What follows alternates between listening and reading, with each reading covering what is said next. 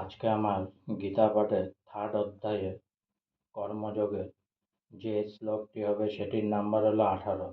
নৈবতস্য কীতেনাথ না কীর্তে নেহ কঞ্চন ন চাস্য সর্বভূতেষু কচ্চিদত্তব্য পার্থয়।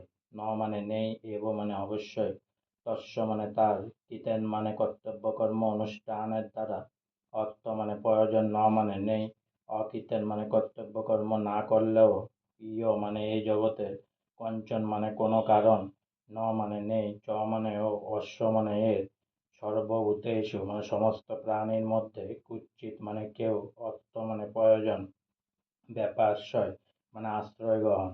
অনুবাদ: আত্মানন্দ অনুভবকারী ব্যক্তির এই জগতে ধর্ম অনুষ্ঠানের কোনো প্রয়োজন নেই এবং সেই প্রকার কর্ম না করারও কোনো কারণ নেই। তাকে অন্য কোনো প্রাণীর উপর নির্ভর করতেও হয় না।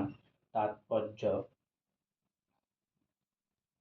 তাৎপর্য যে মানুষ তার স্বরূপ উপলব্ধি করে জানতে পেরেছেন যে তিনি হচ্ছেন ভগবান শ্রীকৃষ্ণের নিত্যদাস, তিনি আর সামাজিক কর্তব্য অকর্তব্যের গণ্ডিতে আবদ্ধ থাকে না, কারণ তিনি তখন বুঝতে পারেন শ্রীকৃষ্ণের সেবা করাটাই হচ্ছে একমাত্র কর্তব্য কর্ম।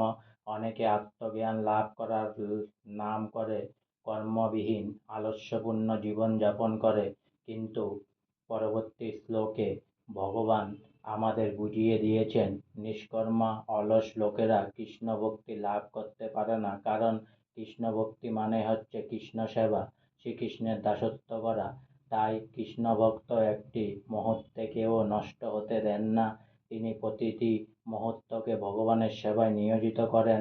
অন্যান্য দেব দেবীদের পূজা করাটাও কর্তব্য বলে ভগবানের ভক্ত মনে করেন না, কারণ তিনি জানেন কেবল ভগবানের সেবাই করলেই সকলের সেবা করা হয়।